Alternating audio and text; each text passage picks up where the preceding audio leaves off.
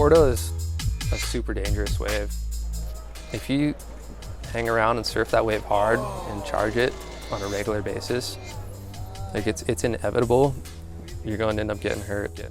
So I paddled out that morning pretty darn early, and I was able to just squeeze out at far bar, just jumped in a rip and kind of snaked my way out and got out pretty easy. That day the waves were proper 10 to 15 foot for Puerto. It just carries that much more energy when it's breaking like that, when it's all focusing in that one kind of, you know, they call it the Mex pipe peak, the main A-frame. And then boom, you know, we saw that set start stacking in, and that was the wave that, you know, the whole bay was just going into this thing. And saw it and I'm like, oh, well, look at this corner on this thing, you know, like, well, this wave's ridiculous. And I realized, you know, I'm kind of in the spot for this thing. One person that I knew that was deeper than me was Will Dillon, you know, Crazy Will. I saw Will, I'm like, okay, is Will gonna go right? Is Will gonna go right? And I missed some moments there of those really strong head down paddles where that absolute commitment, you know, was kind of needed. Then I realized Will was going left. That's when I just scrambled and tried to paddle as hard as I could. And I felt the wave lifting me up. And I got to my feet, which I thought I was doing kind of in the right way.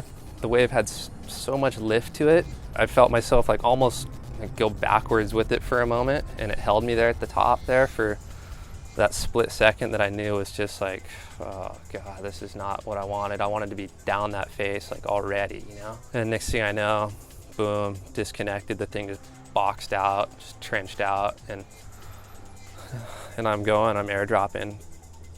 And as I'm airdropping, I'm trying to just stay, you know, centered over my board, you know, hoping kind of a miraculous thing might happen. I might stick this airdrop and set my line again and just, you know, end up doing, you know, a mega feat.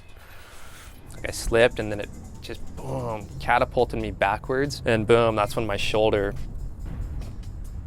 you know, kind of popped. You know, I just felt like, oh shit, that tweaked my shoulder, you know? I don't know what's quite happened, but then I was just in a moment there going, gosh, this is mega heavy right now, you know, please, you know, higher powers above, you know, let this be not too bad on me.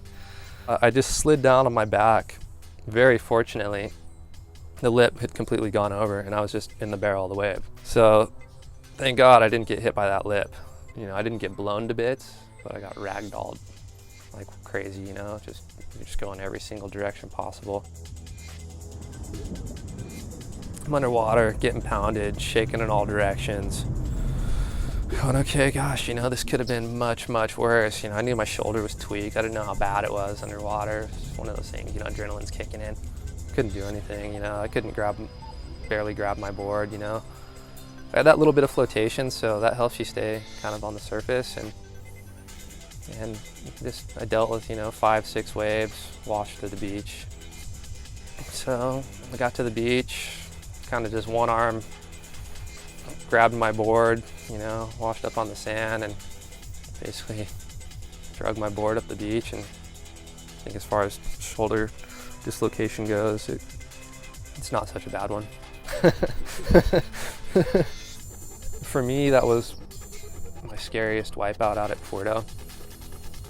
Real grateful. I had a lot of friends that were keeping an eye on me as I was getting washed in.